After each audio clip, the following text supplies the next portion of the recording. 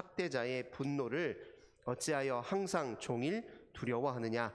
학대자의 분노가 어디 있느냐?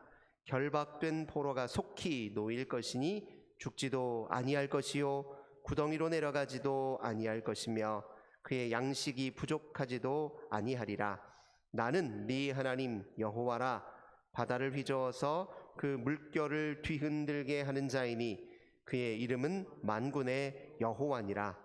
내가 내 말을 네 입에 두고 내 손 그늘로 너를 덮었나니 이는 내가 하늘을 펴며 땅의 기초를 정하며 시온에게 이르기를 너는 내 백성이라 말하기 위함이니라. 아멘. 고난주간 특별 새벽 기도회 4일째에 함께 참여하신 우리 모든 성도님들, 우리 하나님께서 성령의 충만함 주시고 하늘의 은혜와 평화 가득 부어주시길 주님의 이름으로 간절히 기원합니다. 오늘 본문의 말씀을 통해서 여호와의 통치하심을 인정하라, 이런 제목으로 함께 은혜 나누도록 하겠습니다. 어제 말씀을 드렸습니다. 광야에서 우리가 직면하는 예측 불허의 상황, 통제 불능의 상황에 우리가 직면할 때 두려움을 갖기 쉽다. 그러나 우리 하나님께서 어찌 말씀하십니까? 우리가 통제하지 못하는 순간에 주님은 선하신 의지와 손길로 우리를 붙드시고 우리를 인도하시고 또 우리가 보기에 어둠과 환난이라 할지라도 역시 그 영역에도 하나님이 역사하시고 일하신다는 사실을 우리가 말씀을 통해서 확인했습니다. 그 말씀으로 우리 인생의 빈틈을 채우고 다시 세워가야 된다, 이런 말씀을 드렸습니다. 오늘은 광야에서 우리 하나님께서 말씀하시는 분이지만 때로 침묵하시기도 하신다는 이야기를 드리려고 합니다. 말씀은 침묵을 수반합니다. 침묵 끝에 말씀이 있기도 하고요, 말씀 이후에 긴 침묵이 뒤따르기도 합니다. 어떤 때는 말씀이 가슴에 들어와서 내 가슴을 벅차게 하고 이 말씀으로 모든 것이 다 가능할 것 같은 그런 심정이 들기도 하지만 때로는 말씀이 잘 안 들어올 때도 있습니다. 귀에 잘 들리지도 않고 가슴에 들어오지도 않고요, 말씀이 다 무용한 것 같고 무슨 소용인가 하는 마음이 들 때도 있습니다. 말씀은 하셨는데 내가 직면하는 현실은 그 말씀과는 정반대의 현실이 펼쳐지기도 합니다. 그래서 말씀은 때로 침묵을 수반한다. 이것이 우리의 솔직한 경험적 현실이라고 이야기할 수 있습니다. 실제로도 이사야 선지자를 통해서 하나님이 이런 말씀을 하셨는데요. 45장 15절에 구원자 이스라엘의 하나님이여 진실로 주는 스스로 숨어 계시는 하나님이시니이다. 이런 말씀도 이사야 선지자를 통해 주셨어요. 말씀 끝에 긴 침묵이 따랐던 것은 성경에서도 곳곳에서 또 확인할 수 있습니다. 아브라함 이야기를 또 드리지 않을 수 없는데요. 아브라함이 75세에 하란 땅으로부터 하나님께 부르심을 받았습니다. 하나님이 분명히 약속하셨잖아요. 네 자손을 하늘의 별처럼 많게 할 것이다. 네 자손을 바닷가의 모래알처럼 많게 할 것이다. 그런데 현실은 어떤 줄 아십니까? 10년 내내 아들이 없어요. 사라가 그래서 하도 이거 이렇게 긴 세월 아무런 하나님이 말씀은 분명히 많은 자손을 주시겠다 해놓고 아들 하나 없으니 사라가 답답한 마음에 어떻게 했습니까? 자기 여종 하가를 아브라함에게 주어서 아들을 낳았어요. 자기 꾀로 또 자기 계획으로 자기가 할 수 있는 최선의 노력으로 한번 아들을 얻어봐야 되겠다 해서 얻은 아들이 첫째 아들 이스마엘이었습니다. 근데 하나님이 그 아들이 하나님의 약속의 계보를 이을 사람이 아니다, 약속을 구현하고 하나님의 뜻을 구현하기 위해서 준비된 아들이 아니다, 이렇게 또 말씀하세요. 10년 세월, 긴 세월 기다렸는데 그래서 얻은 아들인데 아니래요. 그 이후에 또 아브라함은 15년 세월을 또 기다려야 했습니다. 25년 만에 이삭을 낳았어요. 약속은 주셨는데 실제로 내가 직면한 삶은 하나님의 말씀과는 위배되는, 하나님 말씀과는 다른 현실이 긴 세월을 흘렀다는 것을 우리가 말씀을 통해 확인할 수 있습니다. 요셉이라는 사람도 우리 한번 생각을 해보겠습니다. 요셉이 꿈을 꾸었잖아요. 어떤 꿈을 꾸었습니까? 꿈속에 볏집단이 나왔는데 형들이 가지고 있는 볏집단이 자기가 갖고 있는 볏집단에 절을 하는 장면을 꿈속에서 보았습니다. 그리고 해와 달과 11별이 또 자기에게 절하는 그런 장면을 꿈속에서 보았습니다. 꿈으로 하나님께서 그렇게 말씀을 주시고 난 이후에 요셉이 어찌 되었습니까? 형들의 시샘으로 그가 구덩이에 빠졌지요. 형들이 그를 죽일 요량으로 구덩이를 파서 그를 건졌습니다. 당시에 이제 이스라엘은요, 그러니까 암반이 많았어요. 그래서 비가 내려도 땅 속으로 스며드는 게 아니라 전부 다른 쪽으로 이렇게 낮은 곳으로 다 흘러서 빠져나가는 그런 지형이었기 때문에 구덩이를 파서 물을 모으는 게 굉장히 중요했습니다. 그래서 물을 모으기 위해서 파놓았던 구덩이에 요셉을 던져놓고 죽이려고 했었죠. 그러다가 이제 형들이 서로 이렇게 죽일 것까지는 없지 않느냐 이렇게 나와서 미디안 상인에게 동생을 팔아 넘겼습니다. 그래서 결국 요셉이 어디로 갔습니까? 애굽의 노예로, 보디발의 노예로 그렇게 들어가게 되었지요. 그러니까 분명히 하나님이 꿈으로 주셨을 때는 큰 비전을 요셉이 가슴속에 품었겠지요. 내 인생이 이제 앞으로 탄탄대로에 들어서나 보구나. 하나님께 내게 이런 큰 사인과 신호를 주셨는데 앞으로 내 인생 잘 되겠구나, 이런 마음을 품지 않았겠습니까? 그 꿈을 통해서 그의 인생의 장밋빛 미래를 그려보지 않았겠냐고요. 그런데 그 꿈을 주시자마자 하나님은 엉뚱한 곳으로 자기 인생을 끌고 가시는 거예요. 그래서 보디발의 종으로 또 들어가서 그래도 내게 주어진 인생이니 최선을 다해서 마음 다해서 그 종 역할을 잘 했습니다. 보디발의 눈에 들어왔죠. 근데 보디발의 눈에만 들어온 것이 아니라 보디발의 아내의 눈에도 들어왔어요. 이 아내가 요셉을 유혹하기 시작합니다. 보디발이 없고 자기끼리만 있을 때, 다른 사람 보는 사람 없을 때 요셉을 계속 유혹합니다. 요셉은 그때 그걸 물리치고 거절하지요.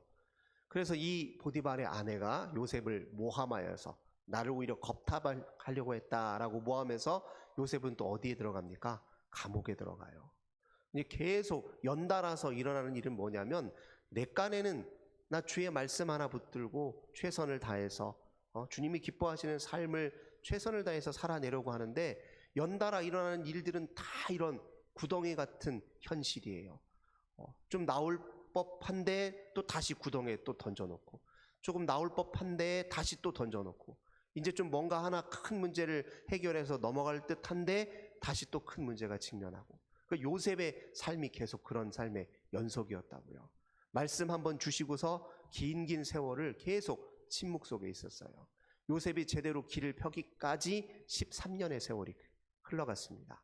어디 요셉만 그랬습니까? 다윗도 마찬가지잖아요. 하나님께서 사울을 패하기로 결정하신 이후에 일찌감치 다윗을 사무엘을 통해서 기름 부어 약속하셨어요. 내가 너를 새 왕으로 세우겠다. 그런데 그 말씀 끝에 다윗에게 일어난 현실은 무엇입니까? 사울이 죽이려고 달려드는 거예요. 도망다닐 수밖에 없었습니다. 다윗도 13년 세월을 도망다녀야 했어요. 심지어 어디까지 흘러들어갔다고요? 더 이상 이스라엘 땅에는 숨을 곳이 없다 생각해서 블레셋에 미친 척하고 위장하고 블레셋의 용병으로 들어가기까지, 그렇게 긴 세월 동안 다윗은 말씀과는 전혀 다른 현실 앞에 직면해야 했죠. 말씀하신 하나님이 왜 그런 순간은 그렇게 침묵하고 계셨는지 하는 괴로움을 겪어야 했던 것이죠. 바벨론 포로 생활, 우리는 쉽게 얘기하지만 바벨론 포로로부터 하나님이 건져주신 하나님만 기억하고 있어서 바벨론 포로 생활이 갖고 있는 그 깊은 서러움과 고통은 제대로 생각 못할 때가 많은데요. 한번 생각해 보세요. 타인, 타국의 낯선 땅에 포로로 끌려가서 종처럼 문화도 다르고요, 종교도 다르고, 생활 방식도 다르고, 아예 우리와 다른 사람들 속에서 노예처럼 산다는 게 얼마나 서럽고 힘든 일인지 한번 생각해 보시라고요. 그 세월 동안 실제로 하나님이 하신 약속의 말씀과는 다른 현실이 눈앞에 펼쳐져 있습니다. 다니엘서를 보면 바벨론 포로 생활 동안 이스라엘 백성들이 그곳에서 어떻게 생활했는지를 우리가 몇 가지 확인할 수가 있잖아요. 예를 들면 다니엘의 세 친구 이야기, 아드락, 메삭, 사벳느고의 이야기 우리 아벳느고의 이야기 잘 아시잖아요. 느부갓네살 왕이 금신상을 만들어 놓고 절하라고 명을 내렸습니다. 절하지 않으면 어떻게 한다고 했죠? 풀무불에 던져 넣겠다고 했어요. 그러니까 그게 다니엘의 세 친구에게만 명한 명령이었겠냐고요. 수많은 포로로 끌려왔던 많은 유다 백성들에게 다 명령했던 거예요. 다니엘의 세 친구는 그 명을 거절했죠. 풀물 속에 던져졌습니다. 하나님께서 그들을 지키시긴 했습니다. 그러나 수많은 유다 백성들은 그 순간에 얼마나 큰 갈등이 있었겠어요. 하나님, 이거 지금 이 명령을 지키지 않으면 풀무불에 들어간다는데 내 목숨은 이제 살아야 되는 거 아닙니까? 나는 좀 내 목숨은 건져야 되는 것 아닙니까? 아무리 이렇게 지금 포로 생활을 하고 힘들게 사는데 그래도 목숨은 좀 부지하고 살아야 되는 것 아닙니까? 하고 금신상에 냅다 절하고 있었던 유다 백성들이 왜 없겠었냐고요. 근데 마음 한편으로는 내가 여호와 하나님 신앙인인데 금신상에 억지로 절을 해야 되는 그 상황이 얼마나 서럽고 가슴이 아팠겠냐고요. 하나님은 말씀하시는 분이지만 때로 침묵하시는 분이기도 하시라는 현실을 알려주고 있습니다. 중요한 건 광야는 그래서 그 긴 침묵의 시간을 잘 견뎌내야 하는 영적 과제가 주어져 있습니다. 말씀에 대해 더 철저하게 신뢰하고 그 말씀에 의지해서 그 말씀과는 다른 현실이 펼쳐진다 할지라도 그걸 뚫고 나갈 때까지 인내하고 견디는 세월이 광야의 세월이라는 것을 성경은 우리에게 이야기해주고 있습니다. 그런데 놀라운 사실은요, 요셉의 이야기를 통해서 하나님이 침묵하시는 그 순간에 어찌하셨는지 요셉의 이야기를 통해서 하나님은 우리에게 가르쳐 주셨습니다. 요셉이 애굽의 노예로 팔려가서 보디발의 집에 종에 들어갔을 때 하나님이 뭐라고 그에게 명하신 건 아니고 성경은 그 사건에 관해서 뭐라고 이야기를 하느냐 말씀을 제가 들려드리겠습니다. 창세기 39장 2절입니다. 여호와께서 요셉과 함께 하심으로 그가 형통한 자가 되어 그의 주인 애굽 사람의 집에 있으니. 아니, 형들에게 팔려가지고 애굽 보디발의 집에 노예로 왔는데 성경은 그 사건과 관련해서 뭐라고 기록하냐면 여호와께서 요셉과 함께 계시니 그가 형통한 자가 되었다고 얘기해요. 그 다음에 또 아까 말씀드린 대로 보디발의 아내가 유혹해가지고 그걸 거절하는 바람에 또 감옥에 들어가게 됐잖아요. 그래서 그 사건에 또 하나님이 성경에는 어떻게 해석을 하셨냐면 39장 23절입니다. 간수장은 그의 손에 맡긴 것을 무엇이든지 살펴보지 아니하였으니 이는 여호와께서 요셉과 함께 하심이라. 여호와께서 그를 범사에 형통하게 하셨더라. 아니, 세상에 노예로 끌려왔는데 하나님이 형통하게 하셨대요. 감옥에 갇혔는데 형통하게 하셨대요. 여기서 형통하다라는 말은 히브리어로 찰라흐라고 하는데요. 이 말은 무엇이냐면 우리가 일반적으로 생각하는 형통과는 좀 다른 의미를 갖고 있습니다. 형통하면 장애물이 없어야 되잖아요. 형통하면 거침이 없어야 됩니다. 막힘이 없어야 돼요. 근데 성경에서 말하는 이 형통함은 사실 막혀 있는 것을 뚫고 나가다 이런 뜻이에요. 가로막혀 있는 것을 뚫고 나가다 이런 뜻이 성경에서 말하는 형통함이에요. 그러니까 사실은 하나님이 침묵하시는 그 동안에 요셉이 직면에 있는 그 현실과 상황을 뚫고 나갈 수 있도록 일을 하고 계셨다라는 뜻입니다. 침묵의 순간에 하나님이 함께 계셨고 그리고 그 순간에 우리를 가로막고 있는 장애들을 뚫기 위해서 일하고 계셨다라고 하나님은 요셉의 이야기를 통해서 우리에게 일깨워주고 계십니다. 하나님은 침묵하시는 그 순간에 우리를 위해 일하고 계신다. 그렇게 성경은 우리에게 말씀하고 계십니다. 오늘 본문도 말씀을 한번 보십시오. 바벨론 포로 생활 그 긴 서러움의 시간에 하나님께서 뭐라고 말씀하십니까? 12절을 다시 보십시다. 너희를 위로하는 자는 나 곧 나이니라.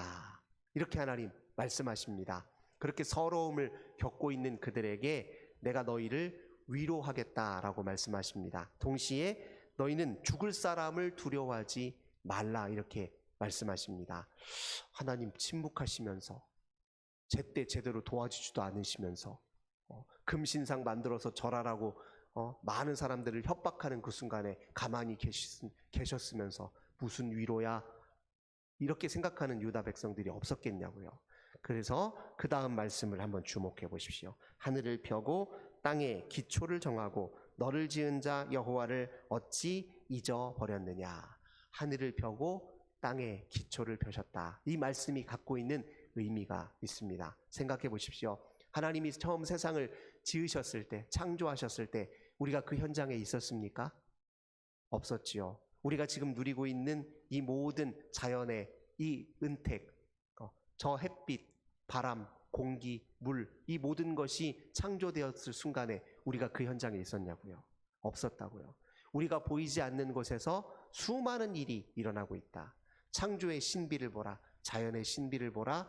너희들이 알아차리지 못하는 그 순간에도 일은 일어나고 있고 무엇인가 새롭게 태어나고 있다는 사실을 기억하라. 이 말씀이 갖고 있는 의미입니다. 우리 긴긴 세월 이제 겨울이 끝났잖아요. 그리고 이제 벌써 벚꽃이 피자마자 다 져버려서 안타깝긴 한데 이제 벚꽃도 피고 개나리도 피고 진달래도 피는 봄을 맞았습니다. 우리가 사실 지구가 태양 주변을 돈다는 걸 우리 눈으로 볼 수 있습니까? 못 봅니다. 지구가 태양 주위를 도는 걸 본 사람 있으세요? 아무도 없어요. 볼 수가 없어요. 어떻게 그게 가능한 일입니까?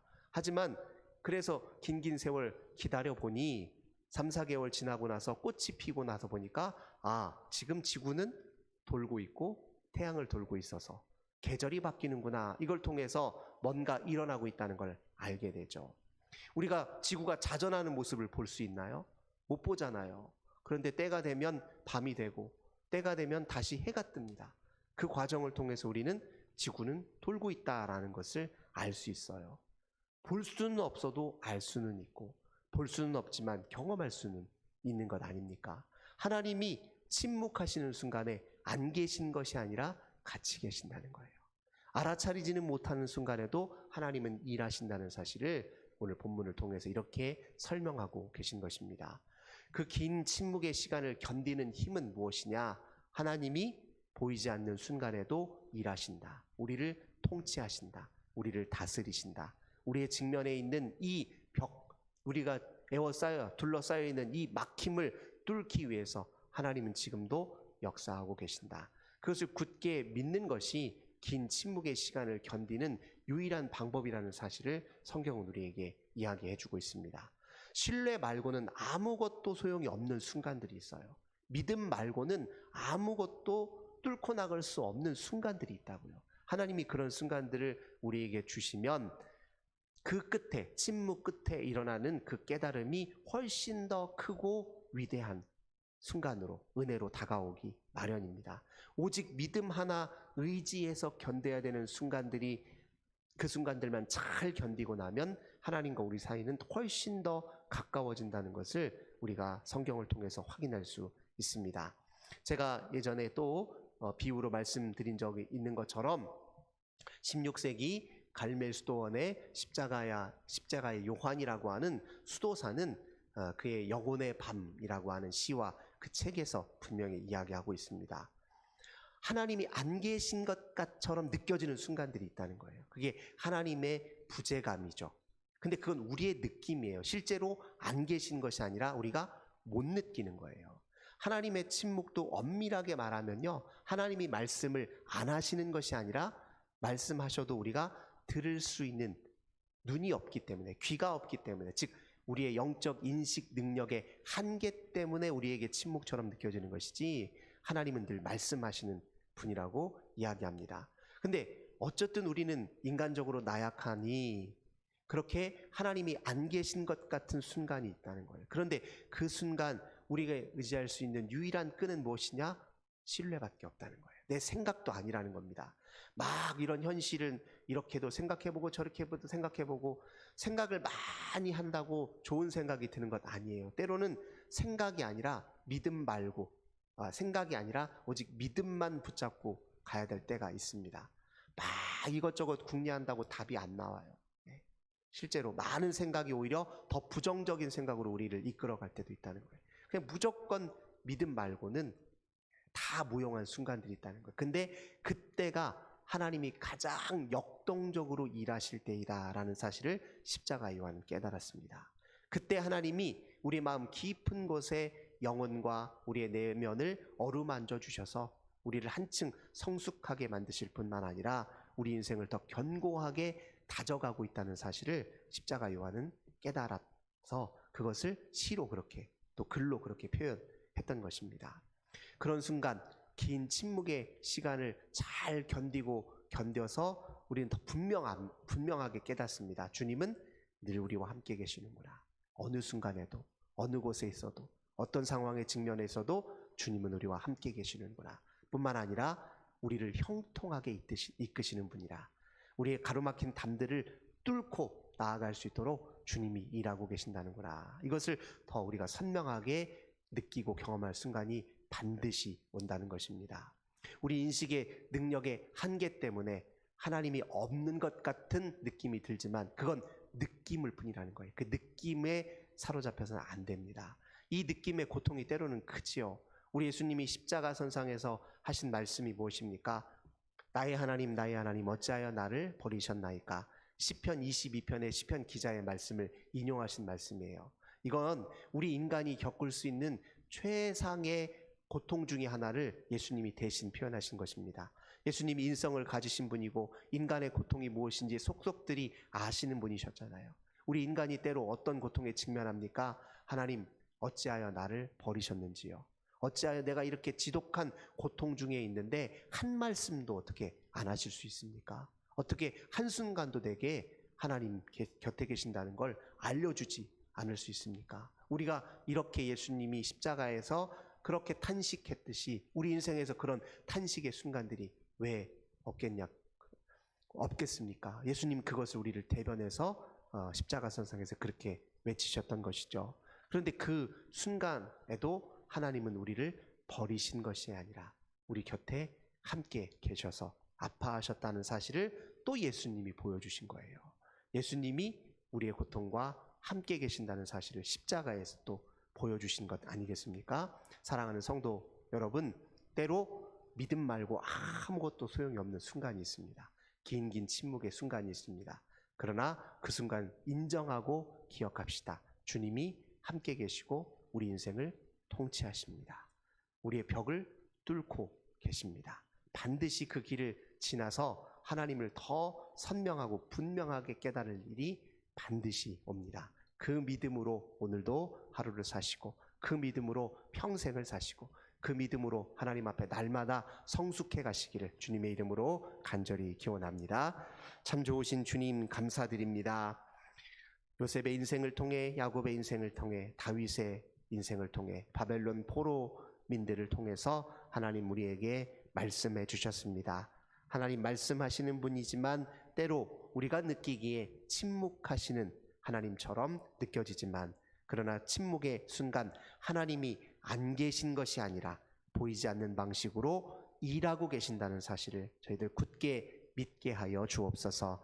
어떤 순간에도 하나님의 통치하심을 인정하는 저희들 되게 하여 주옵소서. 우리 손을 붙들고 계신 하나님을 저희들 철저하게 굳게 신뢰하게 하여 주옵소서. 신뢰 말고는, 믿음 말고는 아무것도 우리에게 희망이 없는 그 순간 오직 그 믿음 잘 붙잡고 광야를 견디는 저희들 다 되게 하여 주시옵소서. 그 광야 길 끝에 하나님이 우리에게 보여주실, 하나님이 맛보게 해주실 그 깊은 은혜를 기대하고 사모하게 하여 주시옵소서. 긴 기다림 속에서도 하나님 우리의 심령을 어루만져 주시고 우리를 더 단단하게 아버지 세워주시고 우리 인생들을 더 좋은 곳으로 인도하신다는 사실을 저희들 깊게 하나님 신뢰할 수 있도록 은혜 베풀어 주시옵소서. 이 믿음으로 오늘도 저희 모든 성도들 다시 한번 주님 앞에 섭니다. 겸손히 섭니다. 하나님 우리 주님 모든 성도들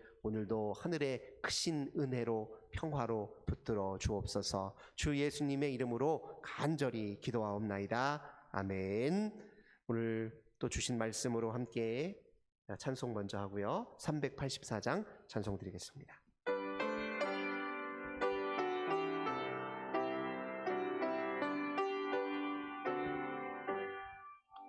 나의